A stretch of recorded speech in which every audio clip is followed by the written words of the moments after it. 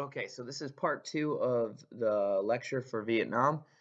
So after the war, unlike the veterans of World War One and World War Two that were seen as heroes and their actions were glorified for going and liberating in Europe, unlike them, the veterans of Vietnam did not feel the same recognition when they came home. They were met with hostility, indifference, a bitterness from people who didn't think that America being involved in Vietnam's affairs was justified. And so they take that out on the soldiers that come back, which is unfortunate because many of the soldiers did not volunteer to go there. Many of them were drafted to go and serve in this war. And so there's a lot of widespread protest that's going on. And unfortunately, a lot of these soldiers come back to, like big protests and rallies, which are kind of like condemning their actions in Vietnam. And it's not going to be for a number of years until America kind of heals the wounds that were created during that and how they start to turn around and say, hey, you know what, these are heroes still going over and serving was a big thing that they had to do and it was important. So, yeah, again, we're gonna continue to treat Asia the same way, which is trying to prevent the domino theory from happening. And so we're gonna continuously go to this idea and this policy of interventionalism, where we're gonna continue to intervene in the affairs of countries that are starting to become communist, and we're gonna try to prevent that, rather than how we had been traditionally before with isolationism. So during President Nixon's his administration, his campaign, he comes up with this idea of detente, this policy of detente, which is really just trying to reach um, a peacefulness with China and with the Soviet Union, with other communist countries, and trying to reduce the tensions that are happening because we continuously find ourselves like in war or in like hostility situations such as the Cuban Missile Crisis. And so Nixon's going to try to like diffuse a lot of these problems and he's going to focus mainly on China, where he's going to kind of fix and restore relations there.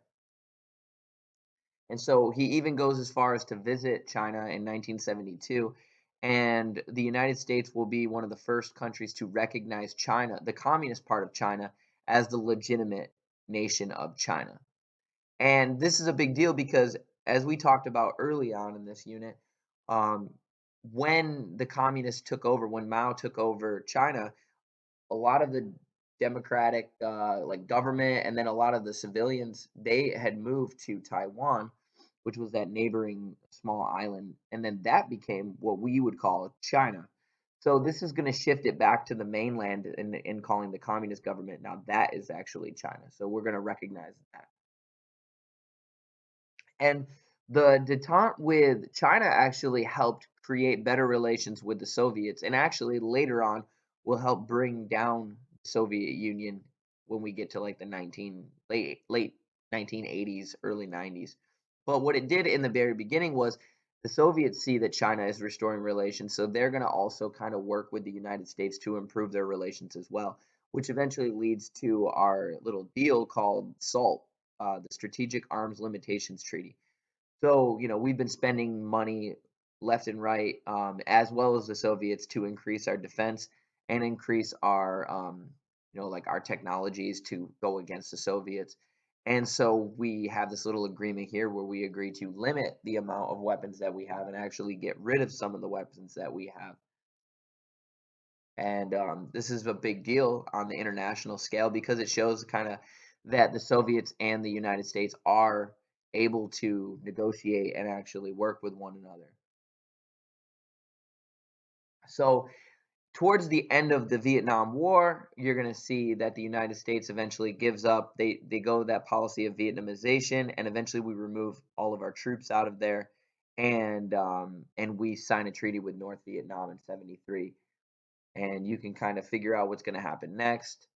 Um, Nixon's going to resign because many of you have heard of the controversy that happens with the Watergate scandal, which we don't need to go into too much depth about. But basically, what happens was there was a cover up of the break into the Democratic headquarters during one of the campaigns, and so this gets tied to him.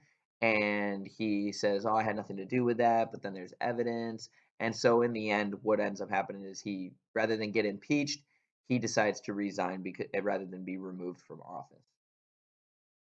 And in 1975, North Vietnam will invade South Vietnam and take it over, and Vietnam will become a unified country under communist dictatorship.